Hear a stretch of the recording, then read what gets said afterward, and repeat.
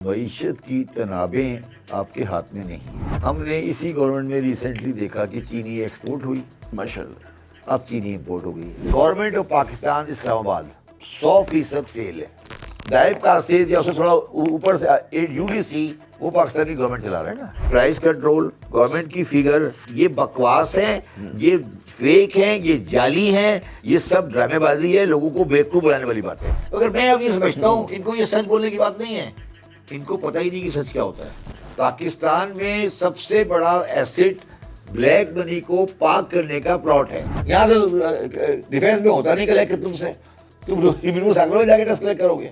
ریاست کے ہاتھ میں پرائس کنٹرول ہے نہیں، ٹیکس ریاست کے ہاتھ میں ہے نہیں، کیا ریاست کے ہاتھ میں؟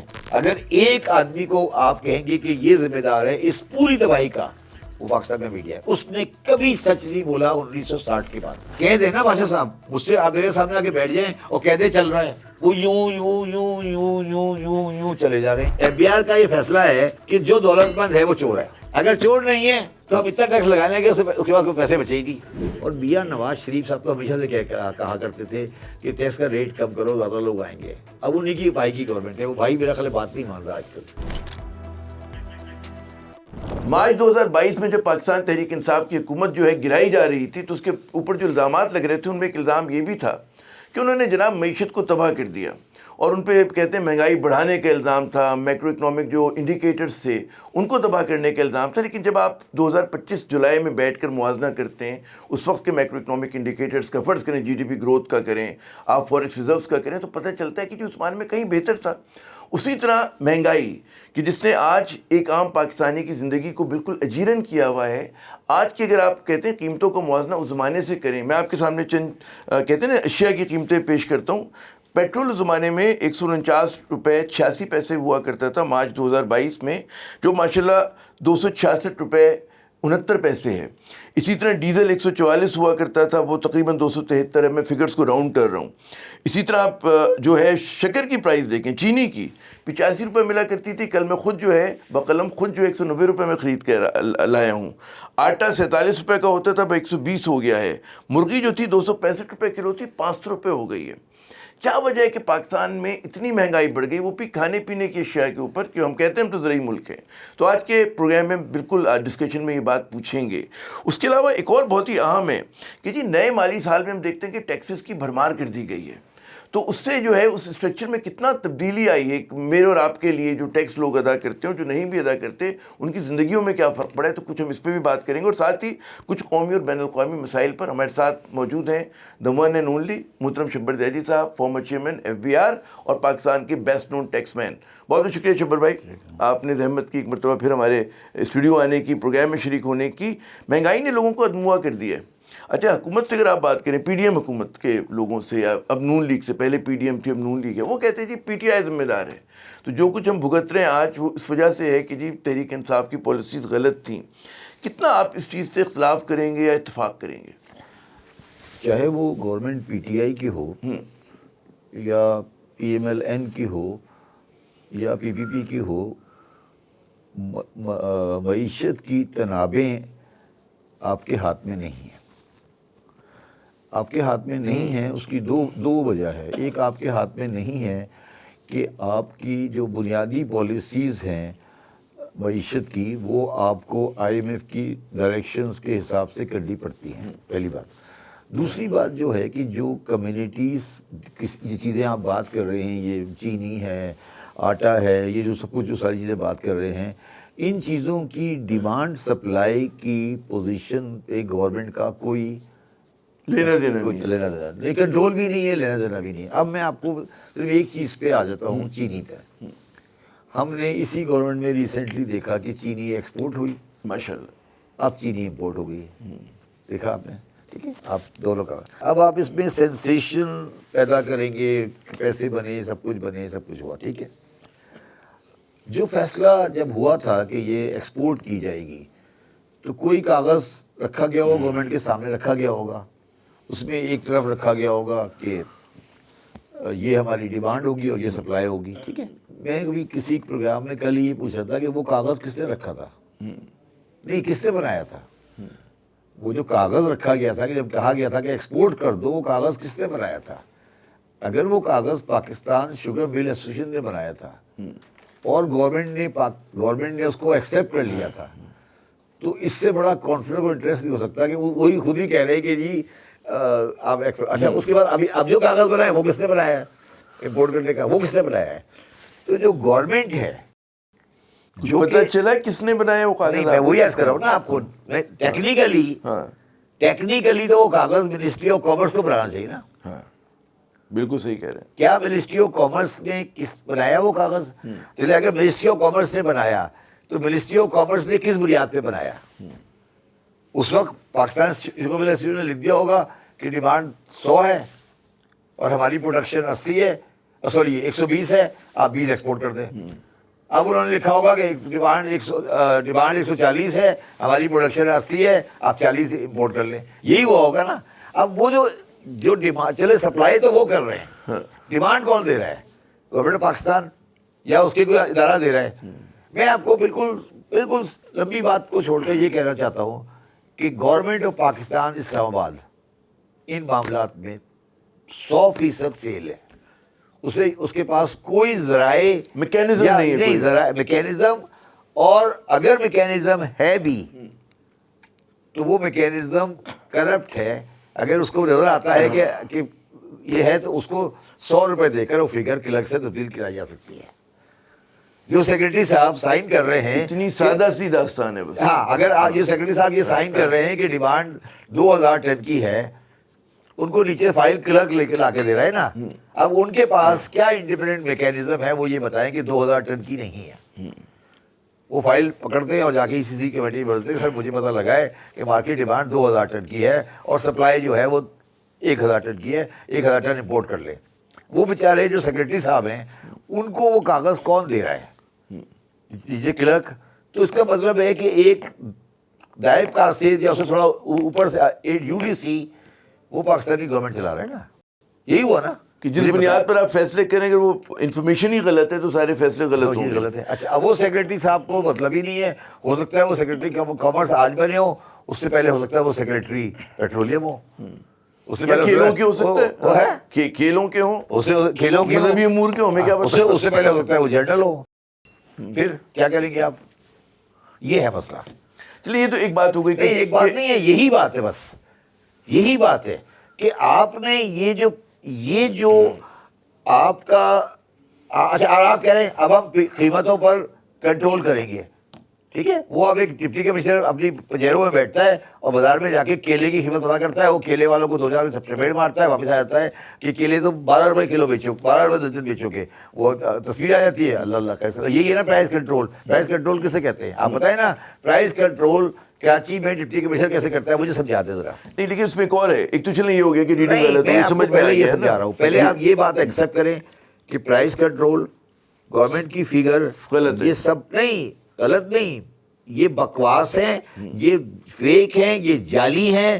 یہ سب ڈرامے بازی ہے لوگوں کو بیوقوف بنانے والی باتیں تو اس کی بات نہیں کریں کبھی کہ پرائز کنٹرول ہے چھاپے مارے جا رہے ہیں یہ سب آپ اخباری نمائندوں کے لیے عوام کے سب کو تعلق نہیں ہے کوئی تعلق نہیں ہے اس کا کہ پرائز کنٹرول ہے ڈپٹی کمشنر چلا گیا آ گیا اسے 3 بندے پکڑ لیے کہ گوشت 70 روپے کلو کا ملے گا نرخ نام ہے یہ سب دنیا میں کہیں نہیں ہوتا یہ سب چیزیں اب دنیا میں ابسلیٹ ہو چکی ہیں یہ سب دنیا میں اب کہیں نہیں ہوتا یہ سب چیزیں obsolete ہیں آپ نے پوائنٹ آؤٹ کر دیا سسٹم از فلاڈ غلط ہے فلاڈ نہیں سسٹم از فنشڈ ہو گیا آپ کا اسٹیٹ ہیز فنشڈ ریاست ختم ہے سر ریاست مطلب یہ ریاست کیا ہے کیا ہوتی ہے ریاست کسے کہتے ہیں بھائی ریاست ٹیکس وصول کرتی ہے ہم نہیں لوگوں ریاست کسے کہتے ہیں ریاست کا مطلب کیا ہے ریاست کا مطلب یہی تھا کہ وہ بتائے کہ یہ اتنی ڈیمانڈ ہے ریاست کدھر ہے ریاست ہے کدھر ہے وہ بھائی مجھے تو ہر جگہ ریاست نظر آتی ہے ریاست مجھ سے ریاست جو ہے میں کام ریاست نہیں ہے وہ چنگیز خانی ہے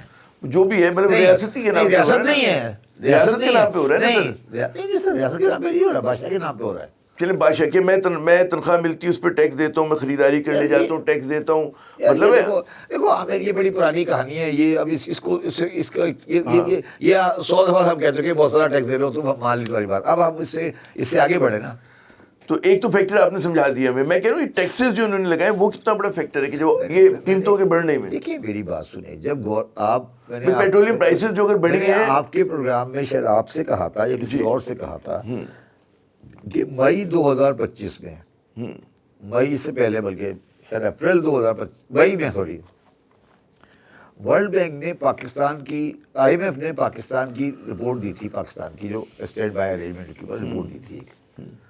اس میں ایک شیڈول ہوتا ہے جس شیڈول میں وہ پاکستان کے اگلے 5 سال کا بجٹ دیتے ہیں, ٹھیک ہے, شاید اس کا نمبر 3A ہے.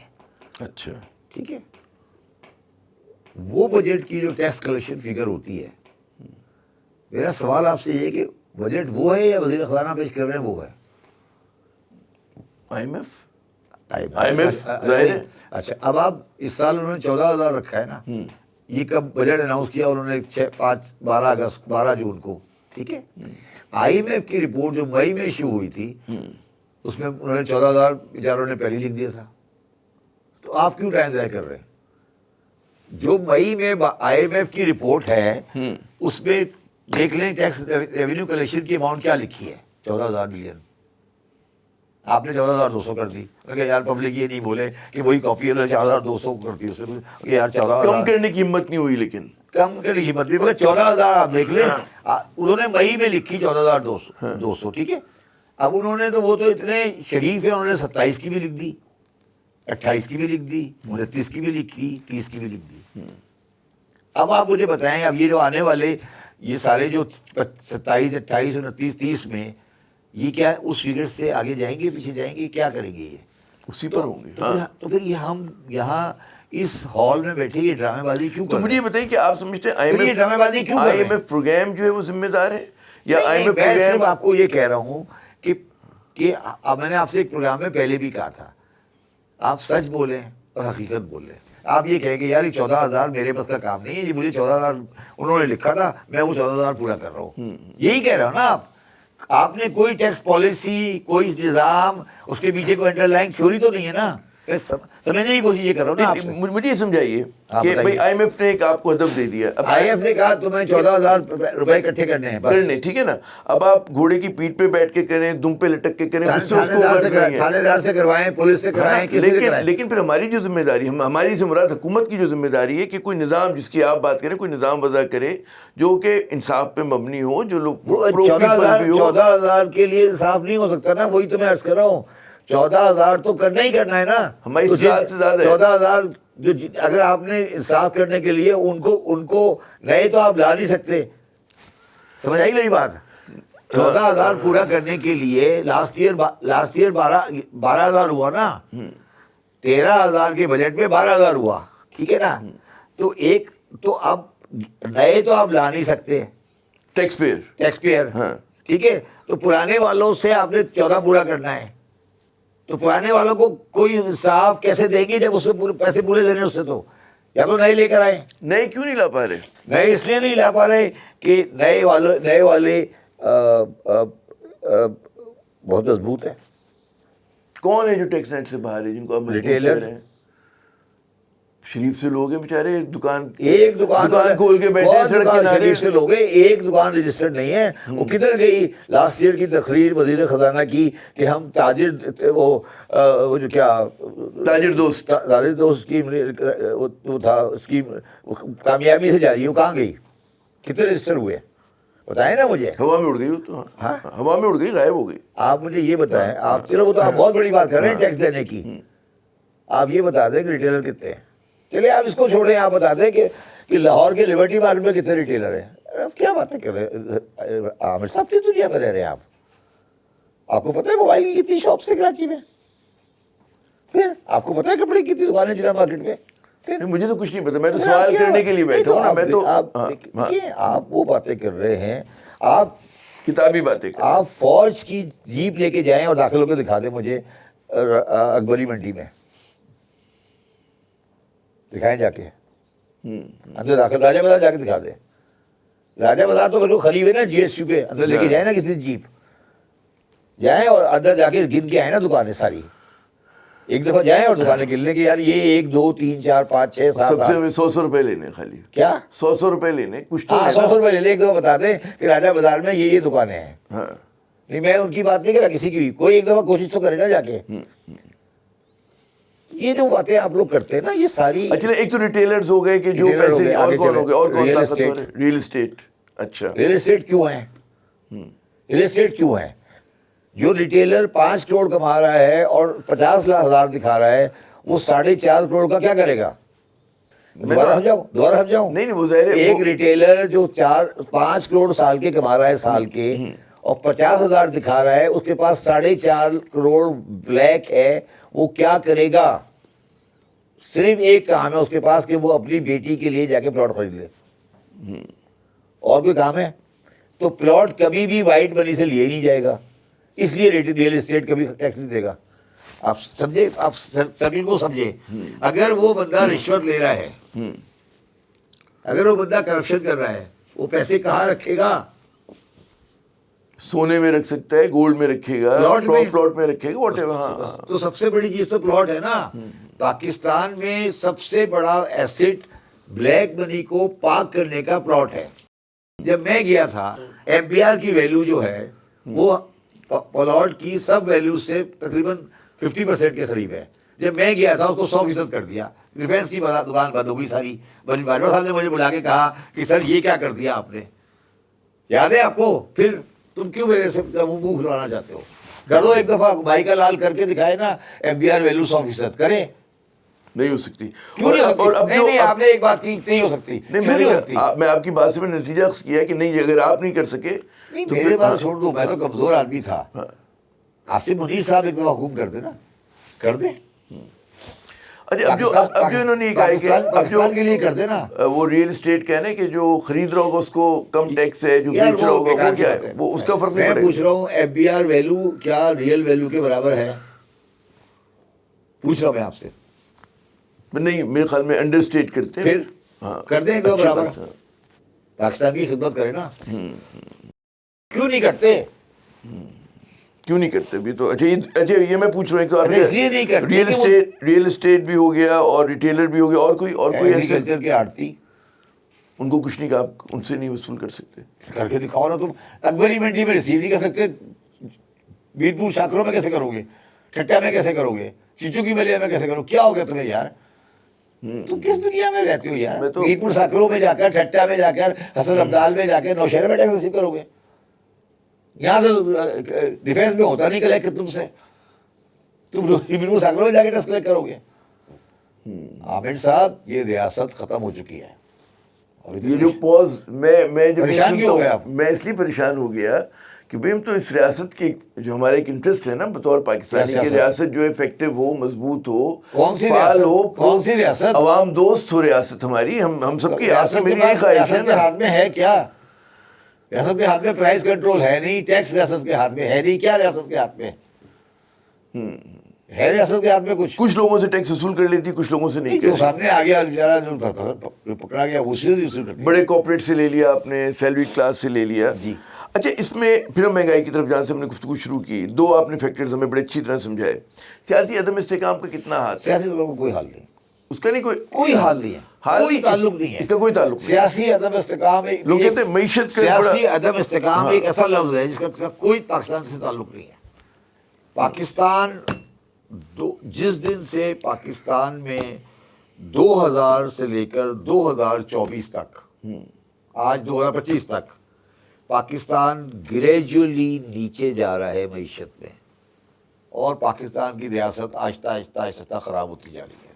میں معاشی بات کر رہا ہوں.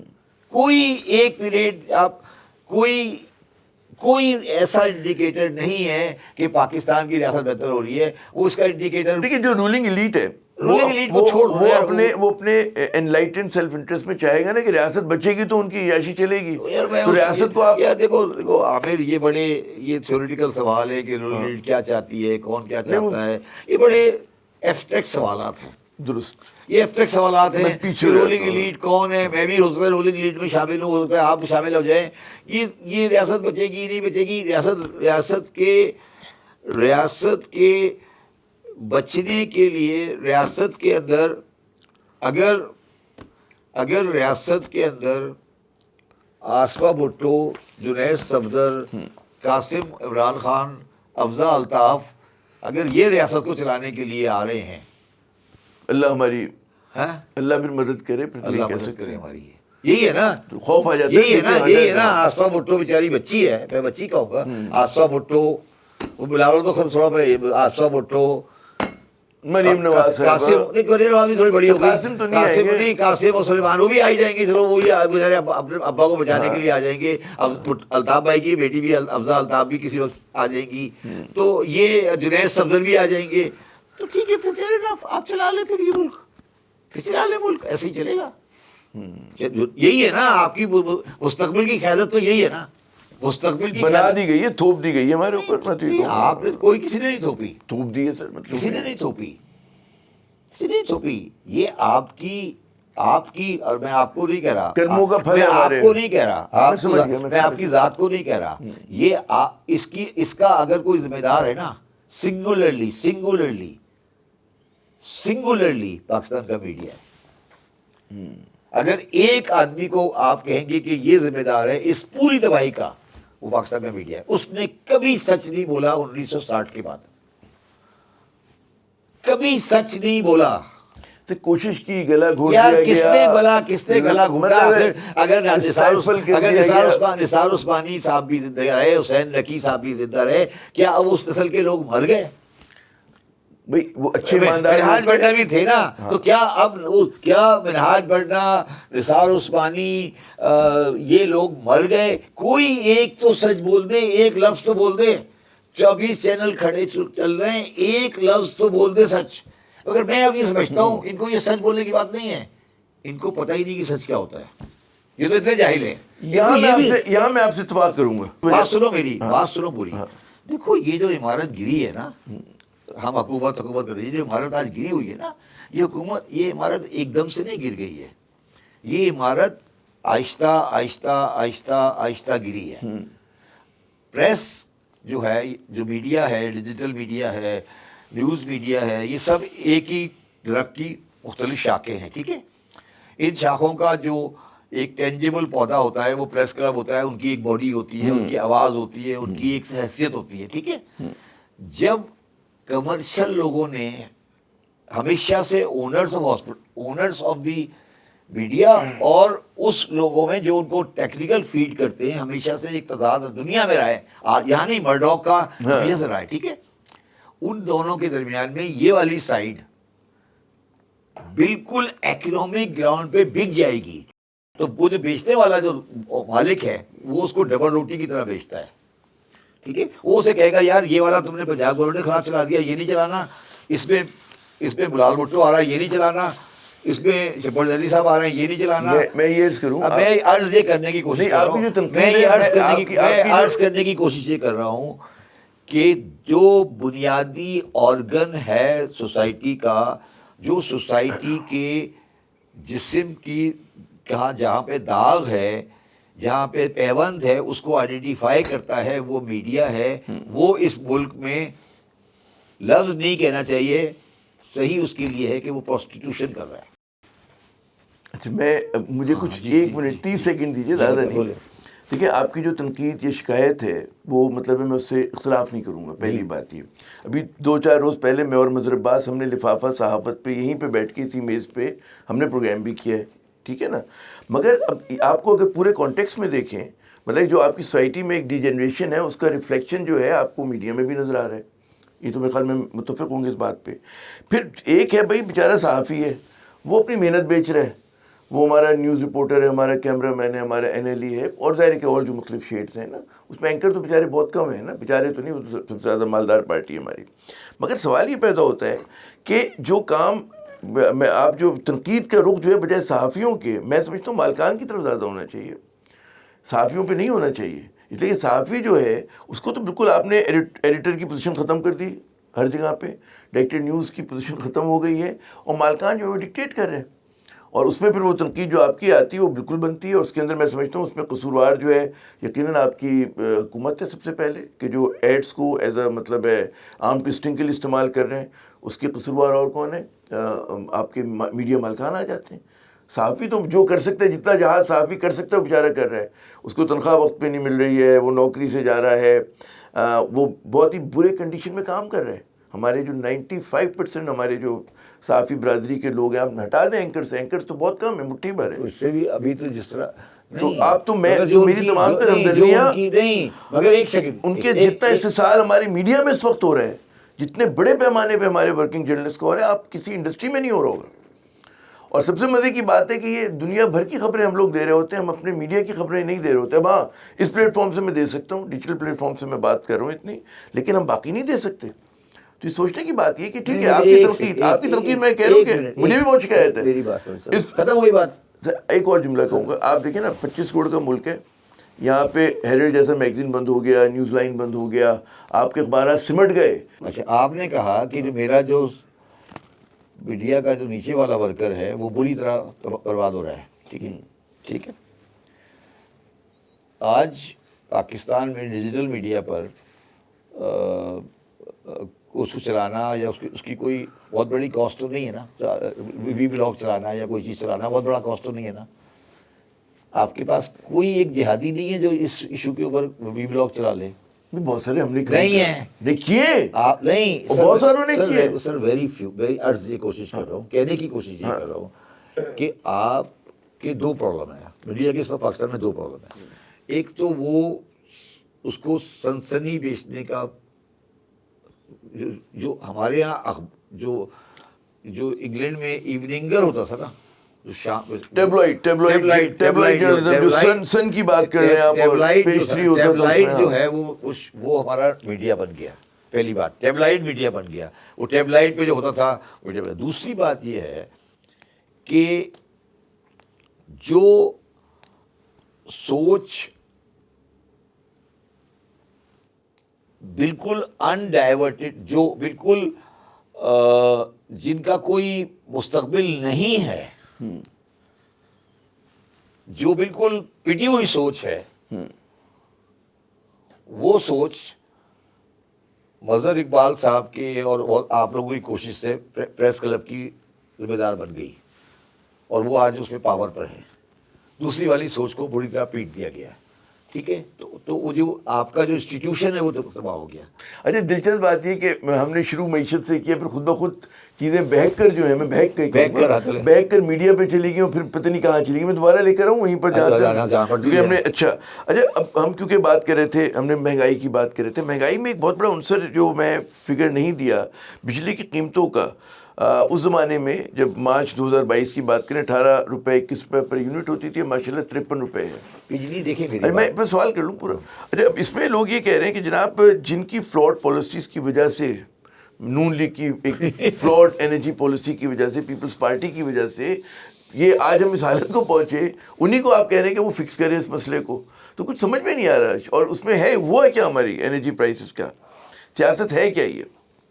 دیکھیں، پہلے تو میں یہ سمجھتا تھا کہ یہ تھوڑے بہت چلاک سے لوگ ہیں یا کوئی کرپٹ لوگ ہیں پاکستان میں جنرلی، جس کو آپ کہتے ہیں نا یہ جو ایلیٹسٹ لوگ ہیں. میں ابھی نتیجے پہ تقریباً پہنچ گیا ہوں، میں اس نتیجے پہ پہنچ گیا ہوں عامر کی ڈفر ہے، یہ ڈفر ہے. میں اختلاف کروں گا اس بات سے. اگر سر ڈفر ہوتے تو آپ یہ دیکھیں نا، پاکستان غریب سے غریب تر ہو رہا ہے، یہ لوگ خود اور ان کے خاندان امیر سے امیر تر ہو رہے ہیں. تو یہ بیوقوف لوگوں کا کام نہیں. بیوقوف ہوتا ہے تو اپنے بھی ہاتھ جلا لیتا، وہ خود بھی ڈوب جاتا. تو یہاں صرف ہمارا ملک ڈوب رہا ہے، عوام ڈوبے. ان کے تو مزے آئے ہوئے. جب ساہیوال میں پانچوں گھی میں ان کی تو میں یہاں پہ تھوڑا ڈس ایگری کرتا ہوں. دیکھیں میری بات سنیں، تو ساہیوال میں کول پاور پلانٹ لگا، سب سے بڑا کرائم ہے. سن لو نا بات سنو تو. یہ ساہیوال میں کول پاور پلانٹ لگا، ٹھیک ہے، شہباز شریف صاحب نے لگایا. مفتاح اسماعیل صاحب وزیر خارجہ ان کے پی ایل ایل کے مین سپورٹر تھے. میرا اے آر وائی کے پروگرام میں ان کے ساتھ جھڑپ ہو گئی. انہوں نے کہا نہیں صاحب بالکل صحیح لگا. اب میرا ایک سوال ہے آپ سے، کرپٹ شہباز شریف ہے یا مفتاح ہے؟ آپ سے یہ پوچھ رہا ہوں میں. سوال بے ایمان کون ہے؟ کون 2 نمبر آدمی ہے جو یوں کر کے سوئچ کرتا ہے؟ یہاں پہ پرابلم یہ ہے، پرابلم پاکستان کا. Intellectual dishonesty. अच्छा लेकिन डॉक्टर हफीज शेख मुस्तकिल लिखे जा रहे हैं कि अनएम्प्लॉयमेंट बढ़ रही है, अनएम्प्लॉयमेंट बढ़ रही है, अनएम्प्लॉयमेंट बढ़ रही है. उनकी बड़ी इज्जत है, अच्छी इज्जत है, पढ़े लिखे. हफीज पाशा साहब हफीज पाशा साहब सॉरी, हफीज शेख नहीं, हफीज पाशा साहब. वो ये क्यों नहीं आके कहते, इंटरव्यू देते कि हुकूमत सही नहीं चल रही? ये नहीं कहेंगे कभी. बिजनेस रिकॉर्डर में आर्टिकल लिखते जाए कि एम्प्लॉयमेंट बढ़ गई, कोई उसका कंक्लूजन पढ़ के दिखाते मुझे. भाई आपने इतनी लंबी कहानी लिखी ना, इतनी लंबी कहानी लिखी तो आखिर में लिखो this government is not running well. लिखी भी जुमला भी तो कंप्लीट करो. वो मैं ख्याल टॉपिक पे रहते हैं ना, फैलते नहीं है वो. बात ये थी कि आप अगर लिख रहे हैं अनएम्प्लॉयमेंट पे लिख रहे हैं, हर लोगों का लिखने का अंदाज होता है ना. सवाल है ना, लिखने का अंदाज होता है. और अब पाजी साहब ने कह देते, मेरे पास इंटरव्यूज में उन्होंने कहा है कई मतलब मतलब पाँव रखे बैठे ना, अब तो कबर में पाँव रखे बैठे, किसको मुंह दिखाना है? वजीर तो नहीं बनना दोबारा अब. ठीक है, अब सच बोलते हैं, कह दें कि ये नहीं चल रहा मुल्क, कह दे ना बादशाह साहब. मुझसे आप मेरे सामने आके बैठ जाएं और कह दे चल रहा है. वो यूं यूं यूं यूं यूं यूं यूं चले जा रहे हैं. यूं खबर वही निकलती जो आप बात कर रहे हैं कि नहीं चल रहा. एंड तो वही जाता है ना.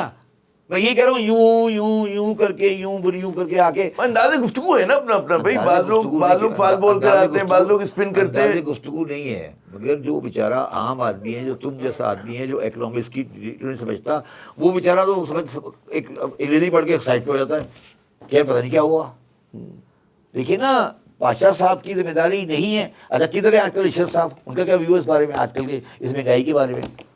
अच्छा मुझे आप एनर्जी प्राइसेस पे समझाएं. आप वो इशरत साहब और इनको छोड़ें. नहीं आप नहीं मुझे एनर्जी प्राइसेस बताइए कि क्या हुआ. ये मेरा सवाल था. ये इंटेलेक्चुअल करप्शन की एंड है. मेरी बात समझे, हुआ क्या? आप try to understand what happened. Punjab बहैसियत सूबा इकोनॉमिकली वायबल नहीं है.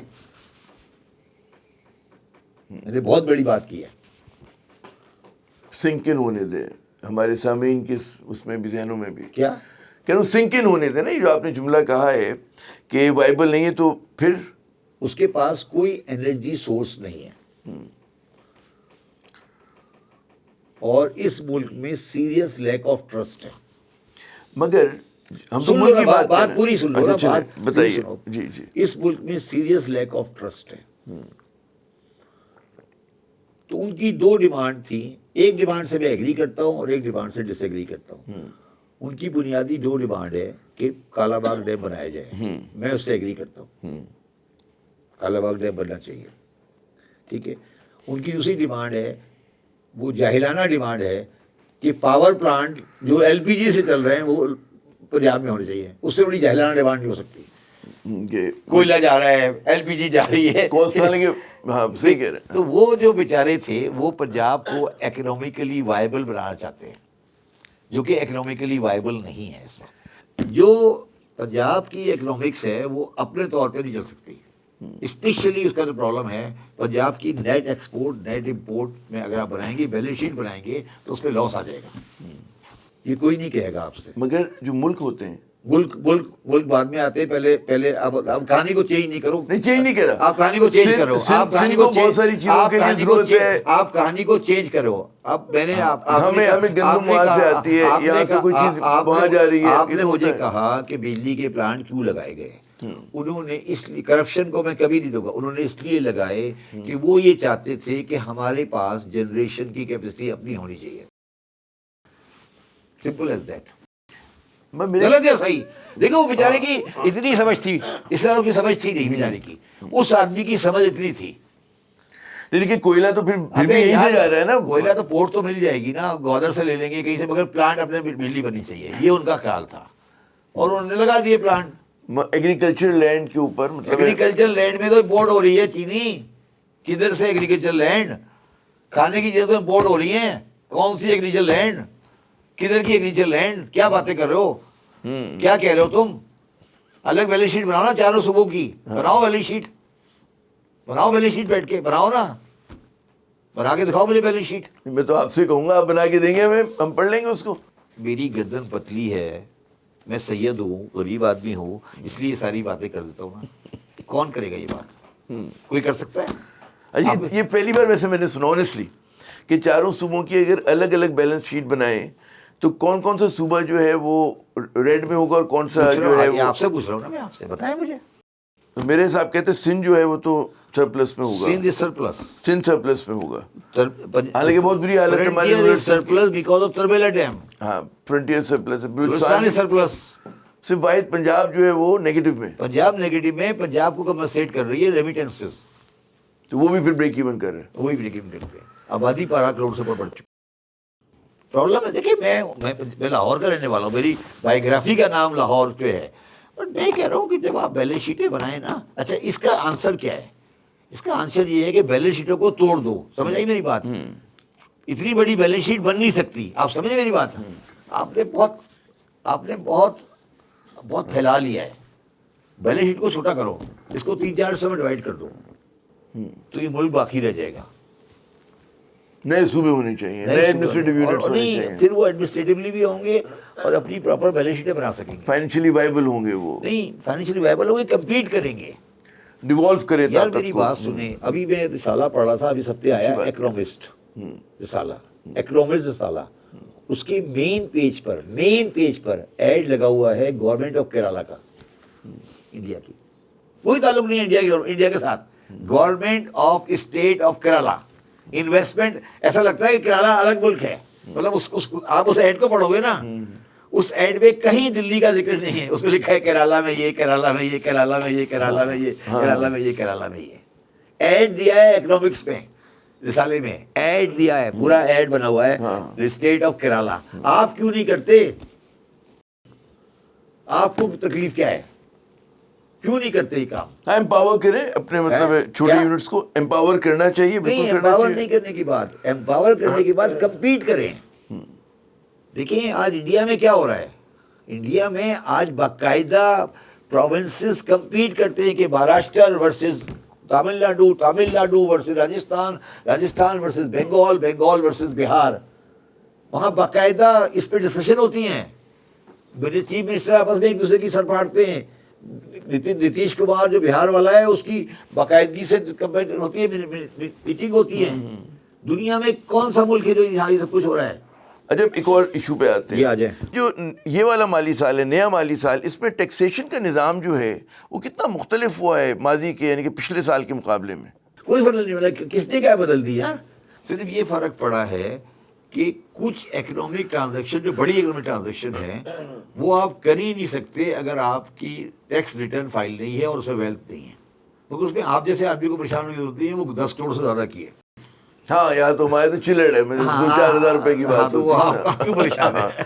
نہیں میں اپنے, ہم جو ہمارے سامعین ہیں ان کے لیے کیا آپ ان کو ذرا بتائیے کہ کہاں چلیں. ایک تو کروڑ جو ہمارے بڑے ٹرانزیکشن جو ہیں ان کے لیے اگر آپ کے پاس ویلتھ نہیں ہے تو وہ ٹرانزیکشن نہیں ہوگی. نہیں یہ جو سن رہے ہیں کہ جی بینک سے کوئی بھی ٹرانزیکشن وہ خبر غلط ہے. 21S کہلاتا ہے. دو بڑی چیزیں ہیں. ایک تو ایک سیکنڈ سیکشن آیا تھا 37AA, جس میں آپ نے ان کو پاور دی تھی اریسٹ کی. اریسٹ کی پاور پہلے بھی تھی جی, وہ 37A میں پہلے بھی تھی. اس کو انہوں نے ریٹین کیا ہے, مگر انہوں نے ٹیکس فراڈ کی ڈیفینیشن بہت وائڈ کر دی ہے. تو وہ اس کو صحیح ہونا ہے, وہ غلط ہے. ٹھیک ہے. دوسری انہوں نے کہا ہے کہ 2 لاکھ سے زیادہ کی اگر ٹرانزیکشن آپ کی بینک کے تھرو نہیں ہے تو ہم آپ کا خرچہ ڈسلاؤ کر دیں گے. یہ ذرا سمجھائیے کیا مطلب وہ اس بات کا. آپ نے ایک بندے کو ایک چیز بیچی, تو وہ آپ ٹائلز کا کام کرتے ہیں, آپ نے ٹائلز بیچ دی ہے, اس آدمی نے آپ کو کیش دے دیا, چیک کے تھرو نہیں کیا, 10 لاکھ روپے دے دی اس نے, وہ نہیں دے سکتا, تو وہ آپ کو اس سیل کے برابر کا خرچہ ڈسلاؤ ہو جائے گا. میرا کیا قصور ہے بھائی؟ اگر وہ کیش دے رہا ہے میں کیا کروں؟ میں کیوں انشور کروں گا اس کو بینک سے دے گا؟ دوبارہ سمجھاؤں. لا یہ کہتا ہے کہ میں نے اس کو بسکٹ بیچ دیے, ٹھیک ہے, ڈیلر کو. اب ڈیلر نے مجھے کہا کہ جی اگر ڈیلر مجھے کیش کے 2 لاکھ سے زیادہ کا ہے انوائس ہے, اور ڈیلر اگر مجھے کیش کے علاوہ کیش دیتا ہے تو میرا خرچہ ڈسلاؤ ہو جائے گا. میں کہہ رہا ہوں یار میں کیا کروں, میرے بسکٹ بیچ دیں, وہ آیا اس سے 2 لاکھ روپے کی بسکٹ لے کے چلا گیا, میں کیا کروں؟ میرا قصور کیا ہے؟ ہاں وہ کیش دے رہا ہے, وہ چیک دے رہا ہے, کریڈٹ کارڈ سے دے رہا ہے, میں کیا کروں؟ ہمارے کیا قصور ہے, ہمارے کیا قصور؟ اس کو پکڑو نا. آپ سمجھے میں کیا کہہ رہا ہوں؟ تو ٹیکنیکلی یہ غلط ہے. آپ سمجھے میری بات, یہ ٹیکنیکلی غلط ہے. تو اس سے جب بھی آپ دیکھ رہے ہیں کہ کراچی چیمبر یہ سارے لوگ بہت شور مچا رہے ہیں. آج کا بزنس رپورٹر پڑھے اس نے کہا ہے کہ ایف بی آر نے کہا ہے کہ وہ گائیڈ لائن ایشو کرے گا, یہ ٹیکنیکلی صحیح نہیں ہے, اس پہ کنفیوژن آ جائے گی. لیکن نا میں کسی اور کے ایکٹ پہ ذمہ دار ہو گیا نا. آپ یہ کہہ رہے ہو کہ میں کیش سیل کر ہی نہیں سکتا, اس کا مطلب یہ ہوا نا عامر کہ میں 2 لاکھ سے زیادہ کی کیش سیل کر ہی نہیں سکتا. یہی ہوا نا مطلب. یا چھوٹے چھوٹے ٹکڑوں میں ایک ہی آدمی آ رہا ہے, وہ کہہ رہے تھے مجھے 6 الگ انوائس بناتے ہیں 1,99,000 کی 6. یہ بھی طریقہ ہو سکتا ہے نا. ایک دم مجھے خیال ہے برین ویو ہے یہی ہوگا کہ 6 انوائسز بن رہی ہیں, 8 بن رہی ہیں, 10 بن رہی ہیں. دیکھیے آپ نے کہا نا کہ کیا فرق آیا ہے, تو میں نے کل کسی کو لائٹر نوٹ پہ کہہ رہا تھا کہ ایف بی آر کا جو ٹیسٹ کا نظام اب چل رہا ہے نا, وہ یہ بلیو کرتا ہے کہ پاکستان میں مارکسزم ہونا چاہیے, کسی کے پاس دولت نہیں ہونی چاہیے. وہ مارکسسٹ ہو گیا ہے, مگر بڑا اوپریسو نہیں مارکسسٹ ہو گیا ہے وہ بالکل. اب ایف بی آر کا یہ فیصلہ ہے کہ جو دولت مند ہے وہ چور ہے, اگر چور نہیں ہے تو ہم اتنا ٹیکس لگا لیں گے اس کے بعد کوئی پیسے بچے ہی نہیں. دیکھیے مارکسزم کی 2 شکلیں ہیں نا, ایک تو وہ کمائے ہی نہیں, تو مارکسزم میں ہوتا ہے نا کمانے کا پیسہ ہی نہیں ہے تو کماتا ہی نہیں ہے وہ. دوسرا مارکسزم ہم نے یہ لگایا ہے کہ یار کما تو لو تم, مگر سارا گورنمنٹ کو دے دو. مگر مارکسزم یہ بھی تو کہتا ہے نہیں جسٹ ڈسٹریبیوشن آف ریسورسز ہوتا ہے, وہ دیکھیے مارکسزم وہ نہ کرے نا. ایف بی آر تو کلیکٹنگ اتھارٹی ہے نا, F B R in principle theoretically Marxist ہو گیا ہے. وہ کہہ رہے ہیں یار پیسہ نہیں کمانا, اگر پیسہ کمانا ہے تو ہمیں کماؤ گے تو ہم لے لیں گے, سب کو غریب رکھنا ہے, غربت یکساں جو ہے ڈسٹریبیوٹ ہوگی. تو سر یہ مارکسزم نہ ہو, اس کو کچھ اور نام دیں. اس وقت مارکسزم تو بہتر انسان دوست نظام ہے. پاکستان کا ٹیکس ریٹ کمپنیوں کا سب دنیا سے زیادہ ہے. اجی برطانیہ میں وہاں پر بھی 45% اور 45 کبھی نہیں, سب 30 ہو گیا. 30 ہو گیا. اب ہم 45 پہ کھڑے, 40 پہ کھڑے. کیوں کھڑے 40 پہ؟ انڈیول کا 45% پہ کھڑے ہو کیوں؟ دنیا میں ہر جگہ 25 پہ 35 پہ آ گیا ٹیکس, ابھی اور کم ہونے کی طرف جا رہے ہیں. اور یہ 10% لگایا تھا دار صاحب نے سپر ٹیکس, کہ ایک دفعہ لگے گا بعد میں ختم ہو جائے گا. اب کیوں نہیں ختم ہو رہا سپر ٹیکس؟ اور میاں نواز شریف صاحب تو ہمیشہ سے کہا کرتے تھے کہ ٹیکس کا ریٹ کم کرو زیادہ لوگ آئیں گے. اب انہیں کی بھائی کی گورنمنٹ ہے, وہ بھائی میرا خیال بات نہیں مان رہا آج کل. اچھا کوئی آپ کو لگ رہا ہے کہ اس حکومت میں ظاہر سب سے تجربہ کار حکومت ہے ماشاء اللہ, کیا ہے تجربہ کار حکومت ہے یہ, بہت مطلب کیسے تجربہ کار ہے؟ کہا جاتا ہے نا سارے بہترین دماغ ہیں, شریف خاندان ہے, زرداری خاندان ہے, سب بڑے پرانے حکمران رہے ہیں اس پورے ملک کے. اس میں کوئی آپ کو نئی تھنکنگ اس مرتبہ نظر آئی ہے کہ کوئی نئی تھنکنگ, کوئی کفایت شعری کی؟ حکمران تو جنگیز خان بھی رہے تھے, ہاں حکمران تو محمد شاہ رگیلے بھی رہے تھے. یہ کیا بات ہے کہ حکمران یہ تو بڑا تجربہ کار ہے؟ نہیں میں نہیں کہہ رہا, وہ دعویٰ کرتے کہ جی تجربہ کار لوگوں کی حکومت آ گئی, میں کچھ نہیں کہہ رہا اس بات. تو میرا یہ کہنا ہے کہ جو تجربہ کار حکومت ہے, تجربہ کار میں کہہ رہا ہوں یہ تجربہ کار حکومت میں کچھ آپ کو نیا خیال, نئی سوچ نظر آئی ہے, نہیں آئی ہے؟ تجربہ کاری کا 2 مثالیں اور دوں آپ کو. دیجیے پلیز. اورنگزیب صاحب پہلے منسٹر رہے ہیں کبھی؟ نہیں. محسن نبی کے منسٹر رہے ہیں؟ نہیں. پھر تجربہ کار کہاں سے آ گیا؟ بتا رہا ہوں 2 منسٹری ہے نا, انٹیریئر اور فائنینس. پرویز ملک صاحب منسٹر رہے ہیں کبھی؟ آج چیمہ کا بھی منسٹر رہے ہیں, عطا تراڑ کا بھی منسٹر رہے ہیں. میں پوچھ رہا ہوں آپ سے تجربہ کار کون ہے؟ میں تم شہباز شریف کی بات کر رہے ہو نا, ہاں تو شہباز شریف کی کیا تجربہ کاری ہے سوائے سی ایم پنجاب رہنے سی ایم پنجاب کی؟ وہ سی ایم پنجاب تو پیسے خرچ کرنے کی مشین ہے ان نا. کے دعوے کو رد کیا آپ نے, مطلب وہ لوگ دعوے کو رد نہیں کیا, آپ کے فیکس کو رد کیا ہے. میرا فیکٹ نہیں ہے. آپ یہ کہہ رہے تجربہ کار تو وہ ہوتا ہے نا تجربہ کھوج کا. ہاں تو یہی پوچھ رہا ہوں نا, تجربہ بتا دو نا. عطا تارڑ ہے, اورنگزیب ہے, محسن نقوی ہے, آحد چیمہ ہے, پرویز ملک ہے, یہ سارے تجربہ کار ہیں. تجربہ کار تو سعد رفیق تھا, وہ باہر ہو گیا بیچارہ. رانا صلی اللہ تھا, وہ باہر ہو گیا. سوائے ایک راجہ. بتاؤ نا کون تجربہ کار ہے, ایک آدھ کا نام بتاؤ نا, تم بتاؤ, نام بتاؤ. جب عمران خان کی حکومت جا رہی تھی جی جا رہی ہے نا, اس کے بعد جب یہ لوگ پی ڈی ایم آ رہے تھے تو اس وقت یہ لوگ دعویٰ کرتے تھے, عامر ضیاء نہیں کہتا تھا, یہ لوگ کہتے تھے کہ جی ہمیں تجربہ ہے, ہم اس ملک کو سدھاریں گے. یہ ان کا دعویٰ ہے, یہ عامر ضیاء کا یا شبر زیدی صاحب کا نہیں ہے. میں یہ کہہ رہا ہوں کہ انہوں نے ہاں پی ایم ایل این کا دعویٰ ہے کہ تجربہ کار حکومت آ گئی ہے. تو کیا اب اس کے بعد آپ کو 1992 میں پی ایم ایل این کا دور آیا تھا اور 2018 میں عمران خان آیا تھا, ٹھیک ہے, یہی ہے نا, یہی ہے نا 1992 سے 2018. جی ہاں ٹھیک ہے, 1992 سے 2018. اب یہ کتنے سال ہو گئے, 8 اور 18, 26 سال. یہ دونوں پارٹی کی حکومت رہی. بیچ میں مشرف صاحب آ گئے تھے اور ہاں اس پہ شیرا صاحب آ گئے, ٹھیک ہے, بلکہ اس کو آپ کریں 88 کریں نا, 88 میں ضیاء الحق کا انتقال ہوا تھا نا, جی ٹھیک ہے, 88 میں آپ اس میں آپ ایڈ کر دیں 27 سال ہو گئے. 27 سال میں کیا 27 سال کی ایوریج میں پاکستان کی معاشی حالت بہتر ہوئی یا خراب ہوئی, آپ بتا رہے. مجھے جو میں آپ سے بتا رہا ہوں, میں آپ کو اس کی بالکل مختصر آنسر دیتا ہوں.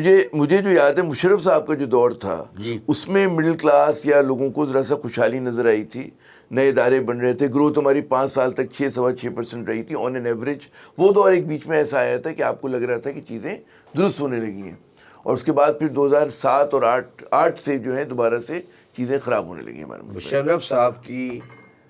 مشرف صاحب وہ مجھے بطور میں مشرف صاحب کی گورننس صحیح تھی, معاشی پالیسی کوئی نہیں تھی, کنزیومر اورینٹڈ معاشی پالیسی تھی, اور 9/11 نے ان کو کیش دیا, جس 9/11 کے کیش سے انہوں نے پاکستان میں خوشحالی برپا کی, ٹھیک ہے.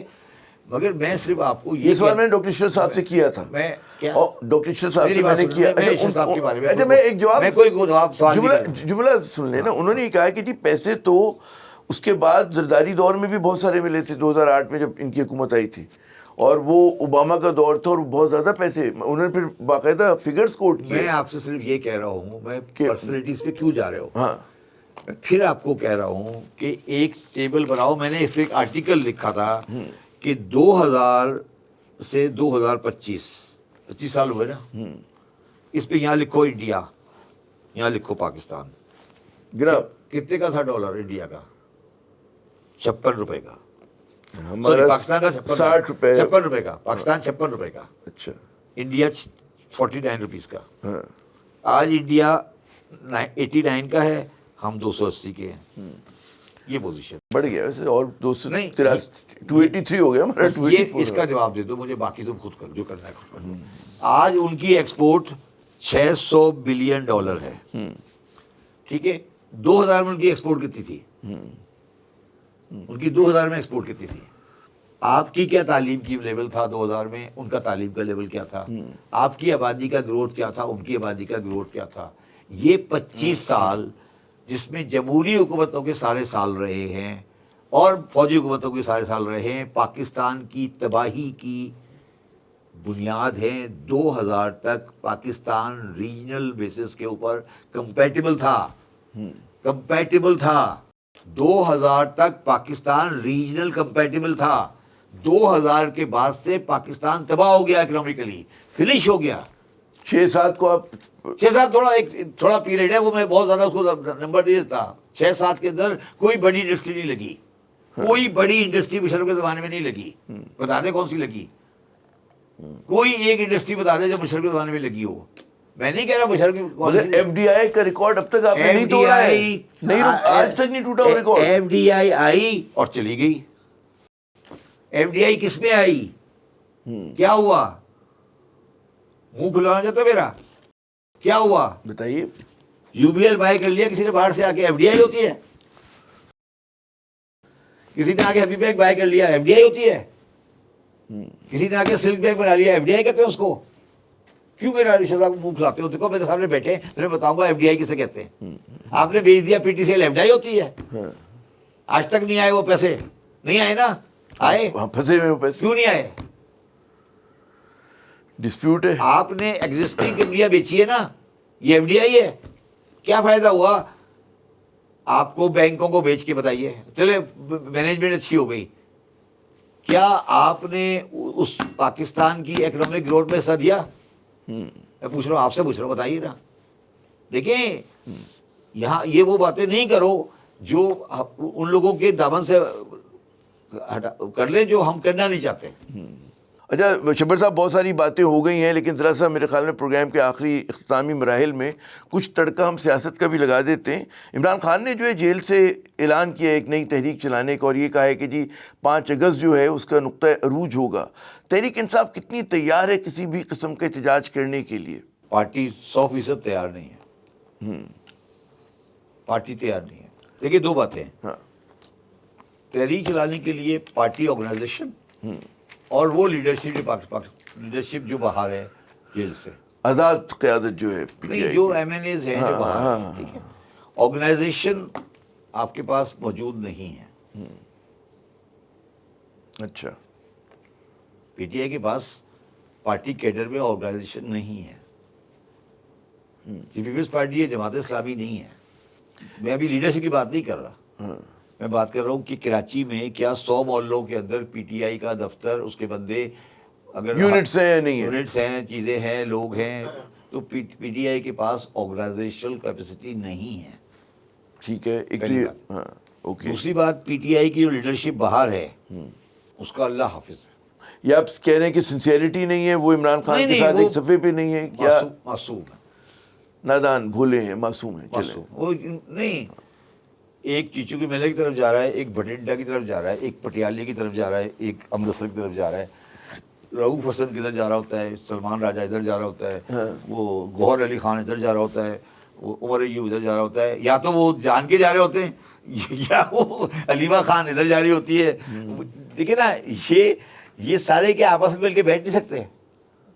بتائیں نا مجھے, ایمانداری سے بتائیں کہ بیٹھنا چاہیے اصولی طور پہ, ایک اصولی طور پہ بیٹھنا ایک آواز آنی چاہیے نا. ہاں ایک آواز آنی چاہیے نا. ہاں, دیکھیں آج بھی بر گرنے کے بعد بھی ان کے پاس 70 ایم این اے ہیں نا.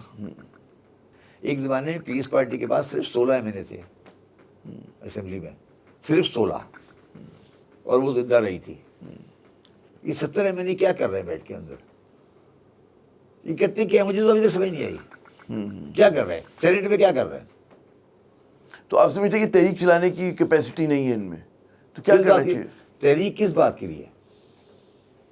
بقول ان کے کہ جی عمران خان کی رہائی کے لیے, آئین و قانون کی بالادستی کے لیے. وہ تو آپ کو مجھ سے بہتر پتہ ہے آپ کیوں چلانا چاہ رہے ہیں. وہ اگر آپ یہ سمجھتے ہیں کہ کوئی پبلک پریشر ڈیولپ کر کے عمران خان کو رہا کرا سکیں گے, تو یہ مجھے ابھی نظر نہیں آ رہا.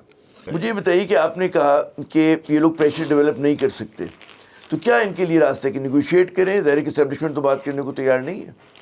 میں سمجھتا ہوں سب سے زیادہ جو دکھ کی بات ہو رہی ہے نا, وہ سیاسی پوزیشن نہیں ہے. آپ اس چیز سے پتہ نہیں کتنا واقف ہیں یا کتنا واقف نہیں ہیں. جو چیز بہت سیریسلی اپنی حیثیت کو ڈائیلوٹ کر رہی ہے, اور آج کے وقت میں تو شاید وہ ہمیں اچھا لگ رہا ہے یا برا لگ رہا ہے, مگر وہ بعد میں اس کا بڑا نقصان اٹھائیں گے. وہ ہے dilution of the sanctity of judiciary.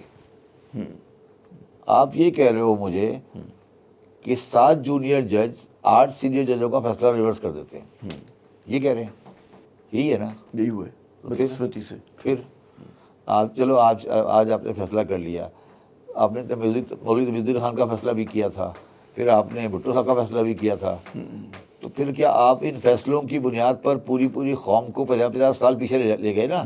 مولوی تقی الدین خان کے فیصلے نے پاکستان کو 25 سال پیچھے کر دیا, بھٹو صاحب کے فیصلے نے پاکستان کو 25 سال پیچھے کر دیا. تو کیا آپ کوئی ایسا فیصلہ اور چاہتے ہو جو پاکستان کو اور 50 سال پیچھے کر دے؟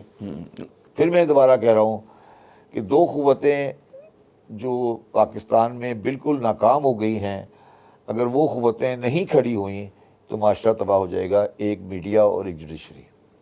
میں اس کو سیاست کے نظریے سے نہیں دیکھ رہا, میں اس کو پاکستانی معاشرت کے نظریے سے دیکھ رہا ہوں. تو شبر صاحب اسی خیال کے ساتھ کہ جناب اگر ہمیں پاکستان کو آگے لے کے جانا ہے تو عدلیہ کو اور میڈیا کو جو اپنا کردار ادا کرنا پڑے گا. ناظرین ہم آج کے پروگرام کو ہم سمیٹتے ہیں اور شبر صاحب کی بہت ساری باتوں سے آپ اتفاق کر سکتے ہیں, کئیوں سے آپ اختلاف بھی کر سکتے ہیں, لیکن ایک اور پنچ لائن جنہوں نے آج کے پروگرام میں دی ہے بڑی اہم ہے, انٹلیکچوئل آنیسٹی.